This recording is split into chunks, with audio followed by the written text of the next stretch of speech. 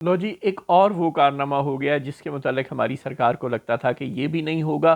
Trump صاحب کہتے ہیں کہ 58% ٹیرف پاکستان ہماری مصنوعات پر لگاتا ہے، جواباً ہم ان پر 29% ٹیرف لگائیں گے۔ یہ بھی ٹرمپ بھائی کی مہربانی ہے کہ انہوں نے 29% لگایا، ورنہ وہ ہم 58 لگاتے ہیں تو وہ 59 بھی لگا سکتے تھے۔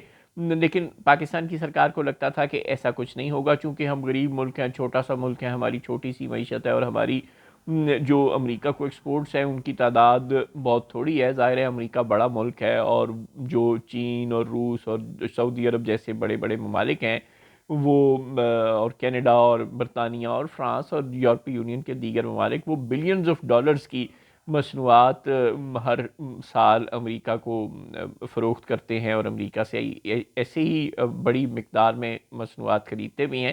لہٰذا ان کا اور ہمارا معیشتوں کا کوئی مقابلہ ہی نہیں ہے۔ ہماری چند ملین ڈالر کی ایکسپورٹس ہے، امریکہ کو کیا فرق پڑتا ہے؟ ایسی چھوٹی چھوٹی ایکسپورٹ سے وہ چھوٹے ملکوں کو لفٹ ہی نہیں کرائے گا۔ یہ خیال تھا پاکستان کی سرکار کا اور اس کے نام نہاد ماہرین کا، لیکن وہ خیال دھرا کا دھرا رہ گیا، اور ٹرمپ بھائی نے ہماری مصنوعات پر 29% ٹیرف لگا دیا۔ اب اس کا نقصان ہوگا، ظاہر ہے ہماری معیشت کو، ہماری بزنس کمیونٹی کو اس کا نقصان ہوگا۔ کیا وہ اس ٹیرف کے ساتھ اس قابل ہوں گے؟ پہلے ہی پاکستان میں مینوفیکچرنگ کاسٹ بہت زیادہ ہے، اوپر سے اتنا ٹیرف لگ گیا ان کی مصنوعات پر۔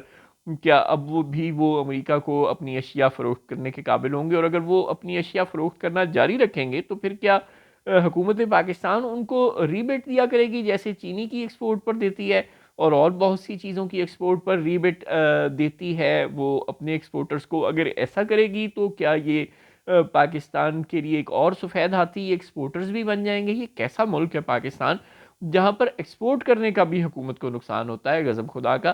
اب اس ایکسپورٹ کی پاداش میں کیونکہ وہ ہم پر احسان کریں گے اور ایکسپورٹ کریں گے اپنی اشیاء، لہٰذا اب سرکار انہیں ریبیٹ اگر دینا شروع کر دے گی، اللہ نہ کرے کہ ایسا ہو، تو پھر تو ہماری معیشت کا بھٹا ہی بیٹھ جائے گا۔